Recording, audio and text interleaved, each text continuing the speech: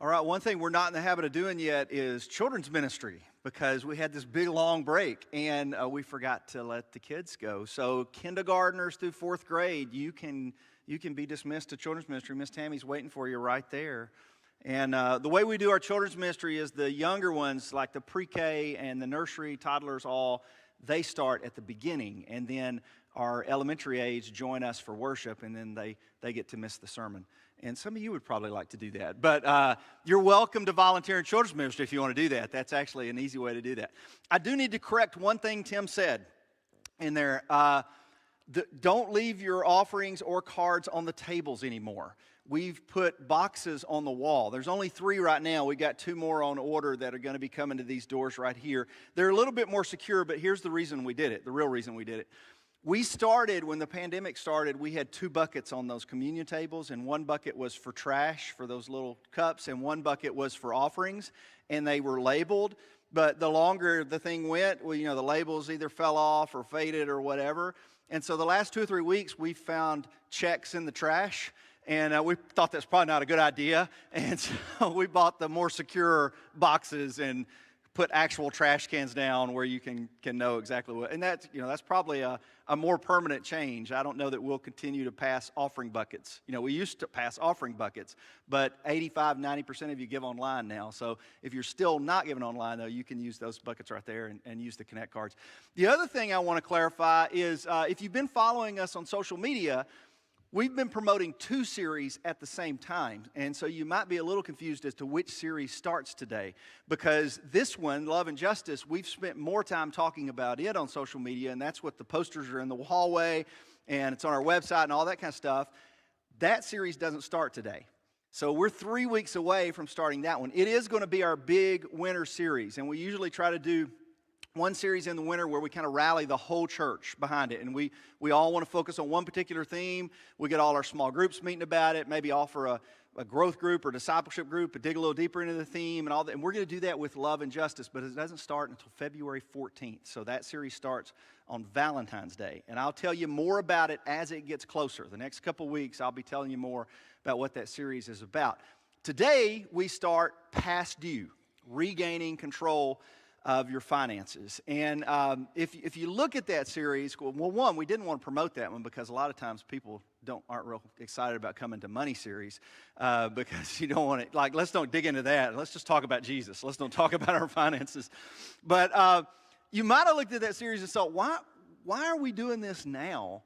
This is like late January. Shouldn't we have done this the first Sunday in January? Because by now, the New Year's resolutions are long since gone. We've totally forgot about New Year's resolutions at this point. And really, the first Sunday in January is when you want to do a series like this, because that's when we're all fired up. We got our goals in mind. We got our New Year's resolutions. We're going to buckle down. We're going to get the finances in order. Why are we talking about it at this time of the year instead of a little bit earlier in the year?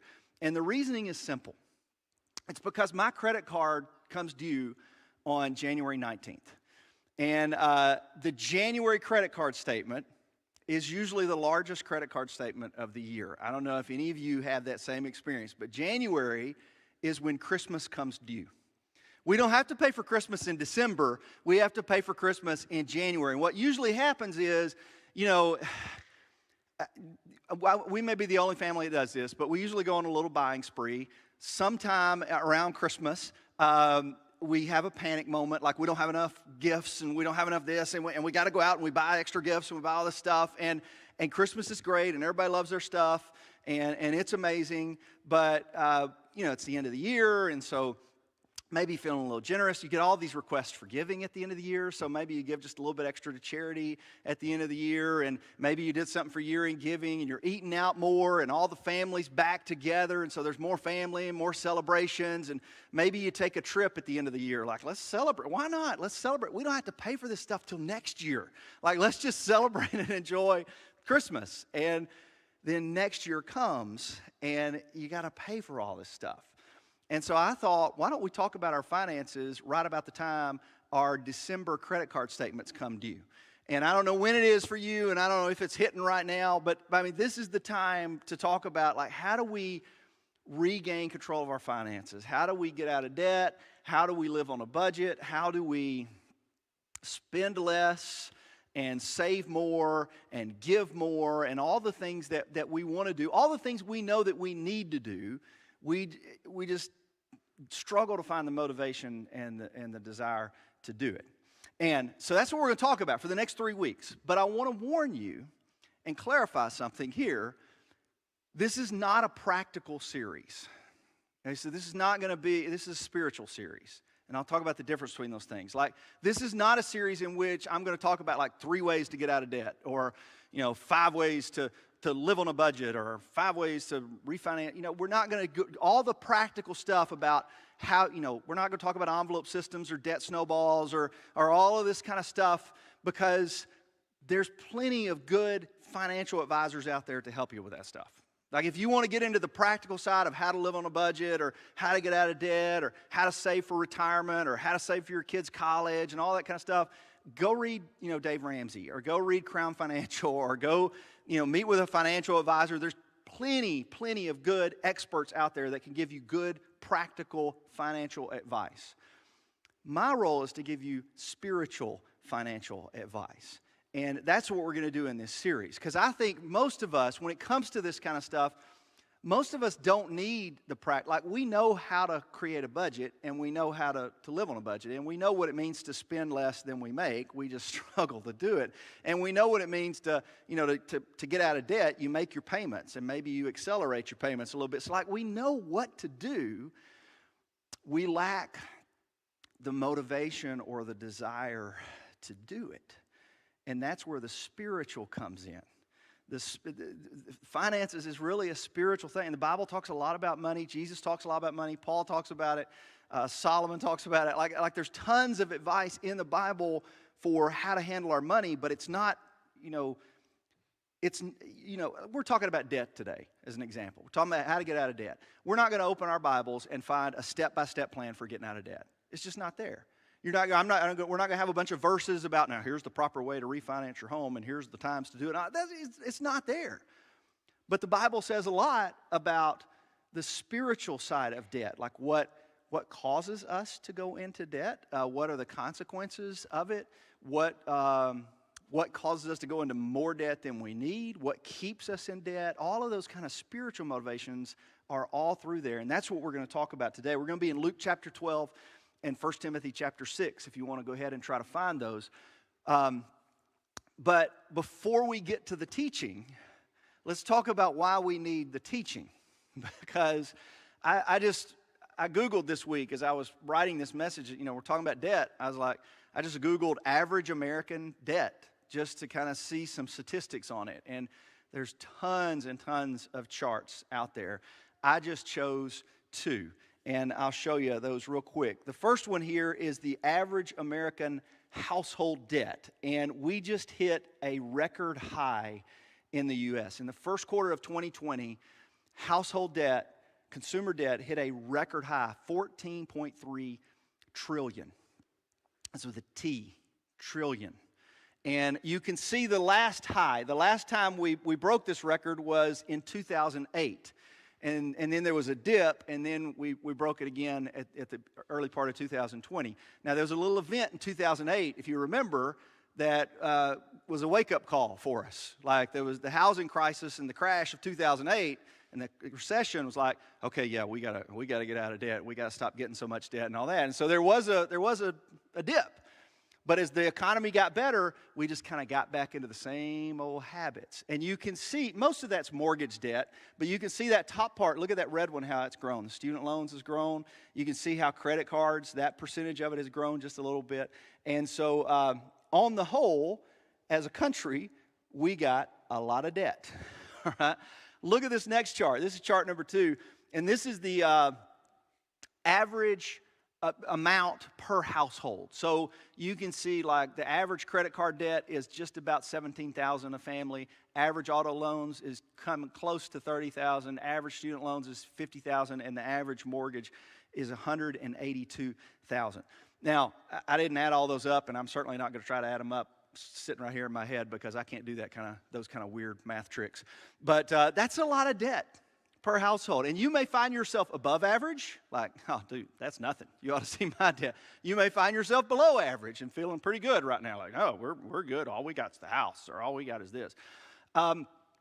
We could sit here and debate, good debt and bad debt. Like people like to discuss that and debate that. Like, well, good debt is an asset that appreciates, like a house, and that did work pretty well until 2008. You can't get too much house, we found out. But so we can debate good debt or bad debt being assets that depreciate, like those top categories there, especially credit card debt, because you got the 24% interest when you get behind and all the fees and all that kind of stuff.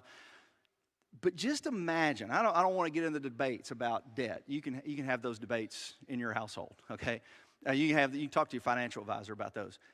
Imagine what your life would be like if you just wiped it all off the board. And I know I'm talking like, you're looking at me like you're talking fairy tale land right now, because we're so used to leveraging our lives with debt. We're so used to this, we can't even imagine what it would be. But imagine what it'd be like if you went home this afternoon and you totaled up the total amount of monthly payments that you're making, and you just looked at that number and said, what if we just took all of that off the board? How much of a raise would you get? I mean, it's a big number.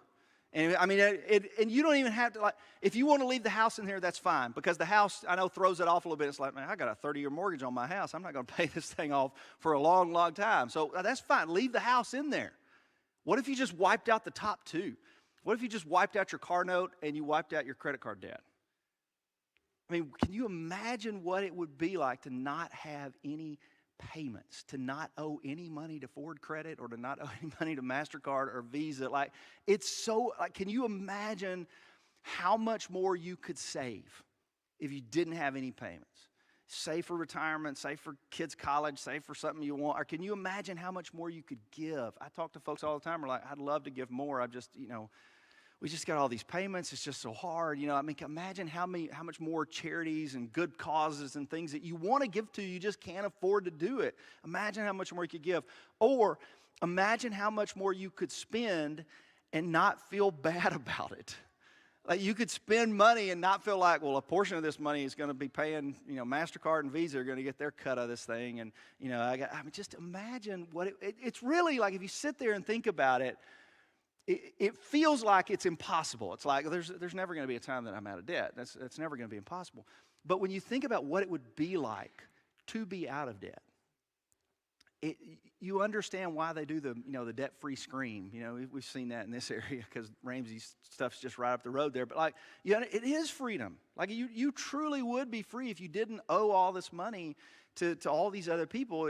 The borrower is slave to the lender, and you truly would be free.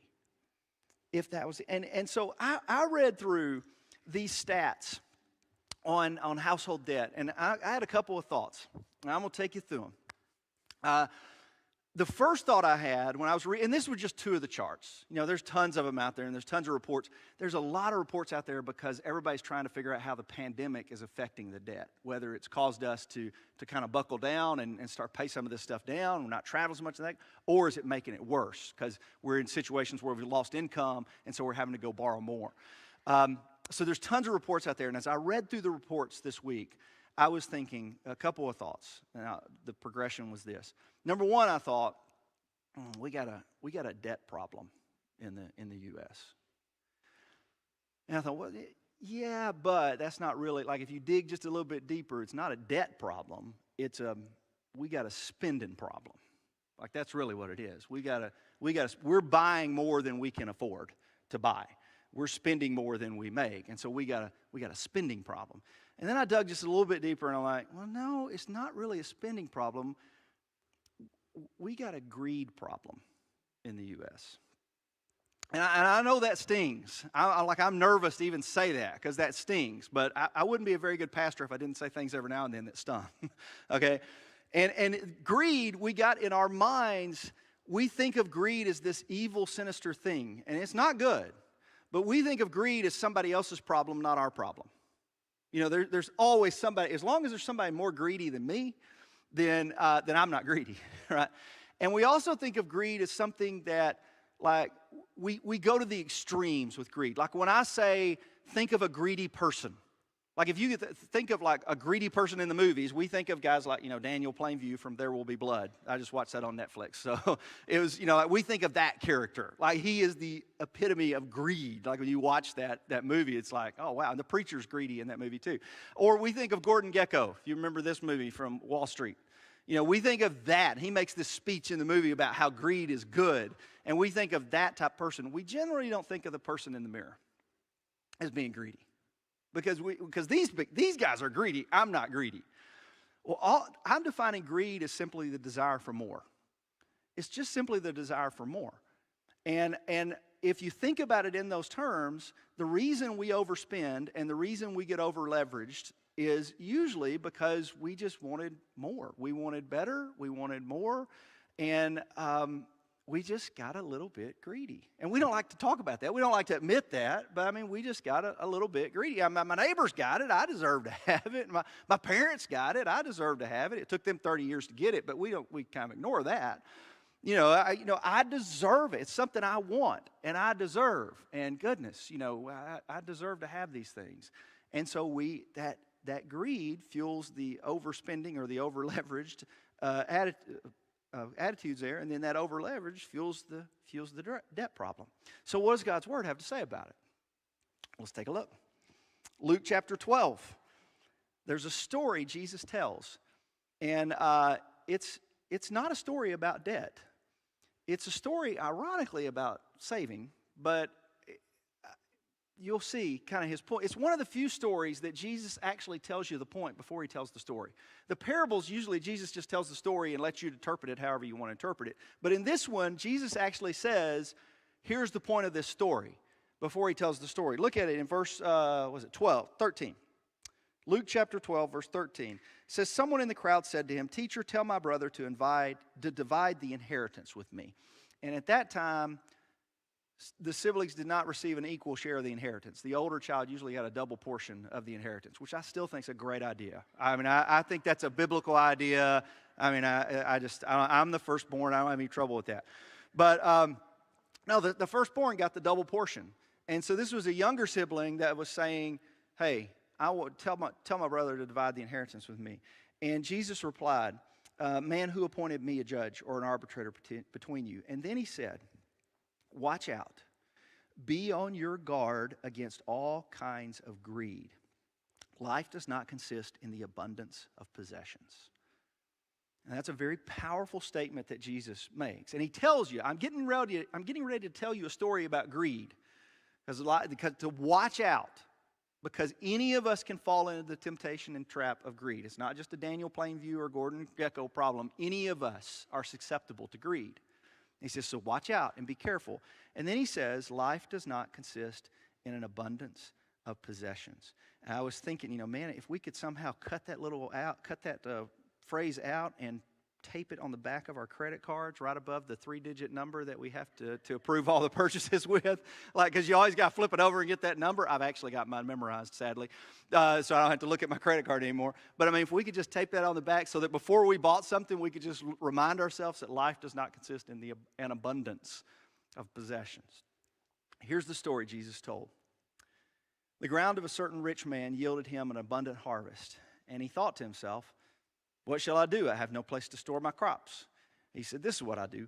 I'll tear down my barns and build bigger ones, and there I will store my surplus of grain. And I'll say to myself, you have plenty of grain laid up for many years. Take it easy. Eat, drink, and be merry.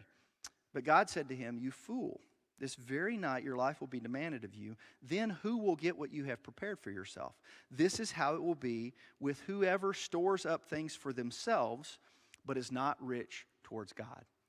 So Jesus actually gets 2 points in this parable, but he says, here's what this story's about, and he tells them the story, and then he says, and that's what that story was about, because Jesus wants us to catch this point. And again, it's not a story about debt, it is a story about greed, and you can see the connection there, right?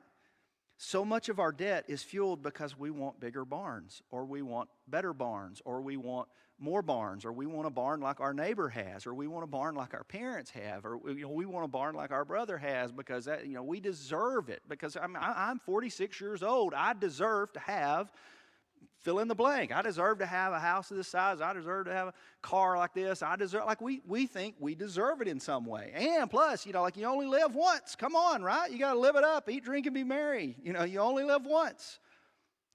No, you live twice. And you're going to spend way more time in the second life than you do in the first life. That's the point of the parable. It's like, if you're acting like you only live once, you are missing the point of the parable. You're going to live forever. And so where do you want to store up your treasure? Do you want to store up treasures in heaven, or do you want to store up treasures in earth? And he's not taking the guy to task for building the barns. He's taking the guy to task for building the barns while not being rich towards God. I mean, that's what he says. Like, this is how to be with whoever stores up things for himself, but is not rich towards God. And that's the thing. Like, what we tend to do with Christianity is we tend to swing the pendulum one way or the other. I just read this church history book, so just forgive me for just a minute. Like the vow of poverty, we tend to swing it in the other direction. It's like, well, then I've got to sell everything I own, like what Jesus said to the rich young ruler. What Jesus talks about whenever he talks about wealth is he talks about the heart. It's not the amount. The amount's different for everybody. He's talking about the heart all the time. Like, what does it look like to be rich towards God? Do not store up for yourself treasures on earth, but store up treasures in heaven. For where your heart is, there your treasure is. He tells that rich young ruler to go sell his possessions, but he didn't tell that to everybody. He told it to a man whose heart was in his possessions. And that's the very reason that Jesus tells this story. And if we're being honest with ourselves, like the spiritual motivation when we look at our debt, particularly the bad debt. I don't want to dig into house debt and mortgage debt and business debt and those kinds of things. But when we talk about like how over leveraged we get in our credit cards and all that, it's usually because we just spent too much. I mean, and sometimes you get medical bills and stuff out of your control. I understand that, but it's. A lot of it is just like we just spent too much. We just bought too much car. Boy, it seemed like a payment that I could easily afford at the time, but now it just doesn't. It's taking a big chunk out, and I just not. We bought too much. We had an overabundance of possessions. And if anybody has an overabundance of possessions problems, it's probably Americans, especially middle class Americans, and that's what Paul gets to. So Jesus kind of talks about this from the perspective of greed. So it's kind of like, hey, you want to get out of debt? Don't be so greedy. Easier said than done, right? Here's the way Paul talks about it. He kind of gives a counterpoint to greed. And he's writing to Timothy, and he's saying to him in 1 Timothy chapter 6, verse 6, but godliness with contentment is great gain. So Paul actually offers a positive solution in the sense that he's talking about contentment right here. Godliness with contentment is great gain, for we brought nothing into the world, and we can take nothing out of it. But if we have food and clothing, we'll be content with that. Those who want to get rich fall into a temptation and a trap, and into many foolish and harmful desires that plunge people into ruin and destruction. I don't know if he had debt in mind when he wrote verse 9, but it sounds a whole lot like it, doesn't it? It can be a temptation and a trap. We talk a lot about payday lenders with a ministry we've got at this church. We've spun it out of this church. It's its own nonprofit now, Pay Grace Forward. And we talk about the payday lending trap, a debt trap, because it's a temptation and a trap that pulls you in, and it can lead to it can lead to ruin and destruction. For the love of money is a root of all kinds of evil. Some people, eager for money, have wandered from the faith and have pierced themselves with many griefs.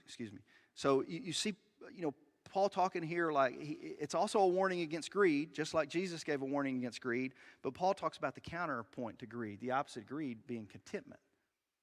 And it really, that's the spiritual motivation. To get out of debt, you can do a debt snowball, or you can do whatever system you got, debt consult. I don't know, whatever system you got to get out of debt. And so we just need to be more disciplined. We just need more willpower. Willpower doesn't usually work. The example is, if you're driving down the road and your car is out of line, you can keep it out of the ditch by just holding it to the left. You keep it out of the ditch. But as soon as you let your hands go to that steering wheel, it's going to the ditch, right? Just holding it with the willpower and keeping it out of the ditch doesn't work. You need to get the car realigned. You need to get the car fixed. And that's kind of what it is with debt. We can kind of hold the pattern for a period of time, for months or years or whatever, but as soon as we let go of the steering wheel, it's going right back in the ditch. what we need to do is realign our hearts to be content. And this is, you have to define that for yourself. I can't define that for you. Nobody can define that for you. To be content with what you have, whatever that looks like in your situation, whatever that looks like, to have a heart of contentment, to say, I'll be content with this, and I'll be happy with this. I'll be satisfied with this. And it's really just the concept of, don't buy what you can't afford. I mean, don't spend more than you can afford. If you can afford it, then fine, that may be okay for you. But if you can't, then don't spend it. Again, it's easier said than done. It's real easy to sit up here and preach a sermon like, hey, just don't buy what you can't afford. But when you're making the purchases, it's a whole nother ballgame. But that's really it. I mean, that's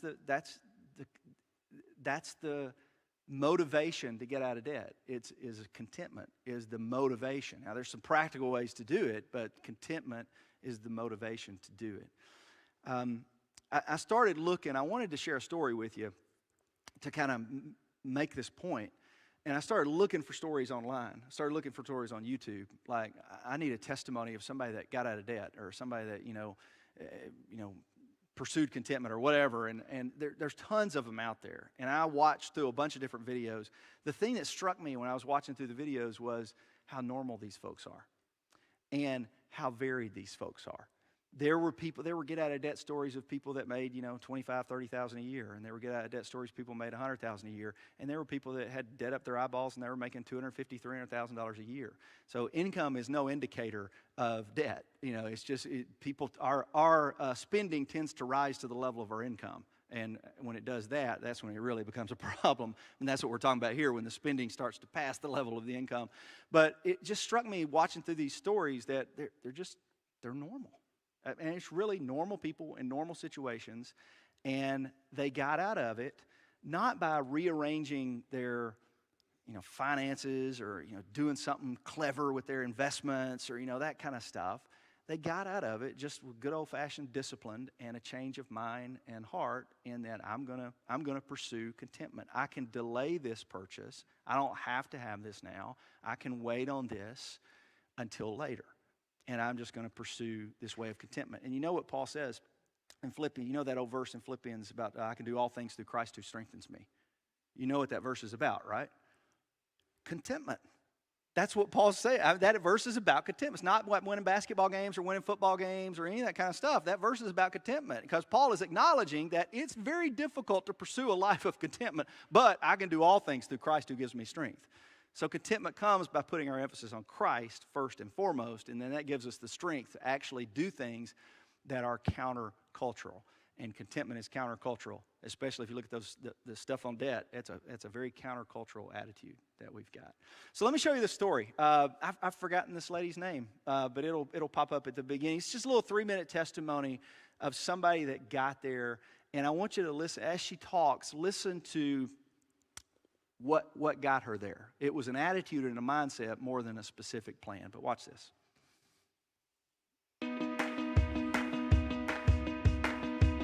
My name is Cynthia Stevens. I was born and raised here in St. Petersburg, Florida. I'm one of 9 children. I'm the baby of 9. And my parents had me when they were in their 40s. I got an allowance and I always had a job, but they didn't teach me like the mechanics, maintaining good credit. That's what I was taught. Right after graduation, like at graduation, I went into the Navy. While I was in the service, I really was not making any money. The salary was very low.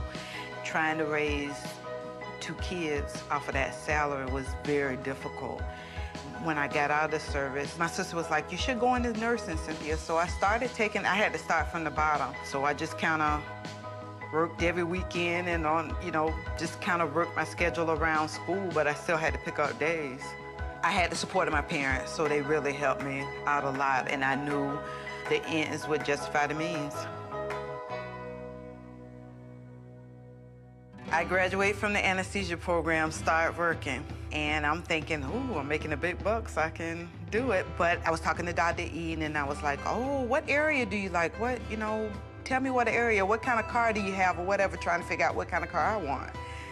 So Dr. Eden gave me the Total Money Makeover book for Christmas as a Christmas gift. I could not put it down. I stayed up reading it, and it just like a light bulb just immediately came on. Because I'm like, I don't have it together. This is a mess.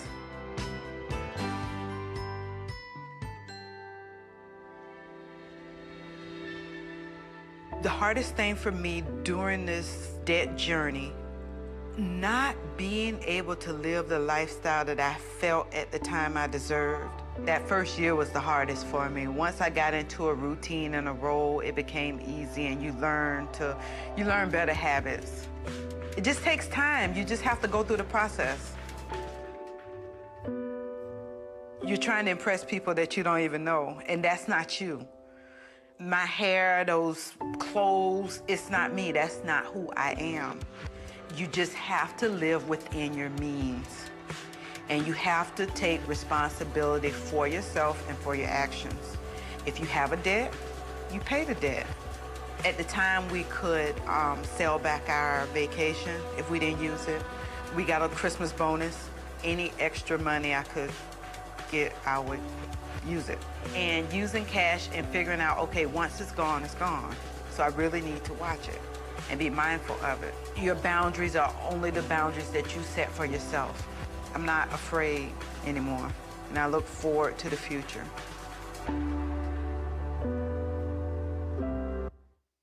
I like the last thing she says, that I'm not afraid anymore, and I look forward to the future. When you up to your eyeballs in debt, it's hard to look forward to the future because there's always another bill coming, there's always another payment coming, there's always another, and always another, always another. And she's talking about freedom there is what she's talking about, like I'm not scared anymore. And she said so much good stuff in there. I won't try to re-preach what she said, but if you're listening, she said so much good stuff about just delaying some of that gratification and having a different mindset and living differently than the people around you. I do want to say this, and I'm going to say a prayer for us, and we're going to wrap up. I probably need to apologize because I've just opened up a can of worms for your car ride home. So, or lunch or whatever when you get to the house, because here's what usually happens if you're married, is one of you is very super vigilant about this, and they're always like, we got too much, we got to get on this, we got to get on this. And one of you is like, it don't matter, it's going to be fine, we're fine, don't worry, it's no big deal. And so I've probably created a few arguments for the way home. That wasn't my intent, but that's probably what's going to happen because you're going to have these conversations. So let's pray about that. Okay, well, that's what I'll pray about. Okay, let's pray. Father, I am thankful for the relevance of your word. That's one of the things. I'm thinking like, we obviously live in a very different world in the 21st century than the first century. And we have way more products to consume and, just the sheer wealth of the society in which we live is staggering. But greed was a problem in the first century, and the second, and the third, and the fourth, and the fifth. It'll be a problem 25 years from now or 25 centuries from now because it's part of our human condition. It's part of our kind of fleshly or earthly nature to want things and to maybe want things we can't afford to have or want things that we don't need. That's just part. It's just part of the way humans are wired. And your spirit works within us to create different attitudes. And I think one of those attitudes is contentment. And so I do pray for that we learn the spiritual discipline of contentment. And it is a discipline. We learn the spiritual discipline of contentment. And in all seriousness, I pray for the conversations that might take place in our houses about, how much debt are we comfortable with, and how much can we really afford, and how do we pay this thing down, and how do we get out of this situation that we find ourselves in? I know some folks that maybe some folks in this room, debt is just kind of a minor nuisance, and it's just, I'm paying a little more than I have to, and some are just drowning in it, and maybe don't have hope of getting out. I pray that you'll be with those folks and help them to persevere through this season that they're in. It is a season, and it won't last forever. And help them to persevere through this season and to be able to do the things they need to do to get the head back above water and to change their future, change the future of them and their kids and their grandkids. So, Father, this is just be with us as we pursue contentment. We know from your word that we can't have contentment without your son Christ. And so help us to put him first and foremost in our life so that he can give us the strength to pursue these things. And it's in his name I pray these things. Amen. Last thing I'll mention, and I don't think I have a slide for anything for this, but I said the series is spiritual, but we're not going to leave you out.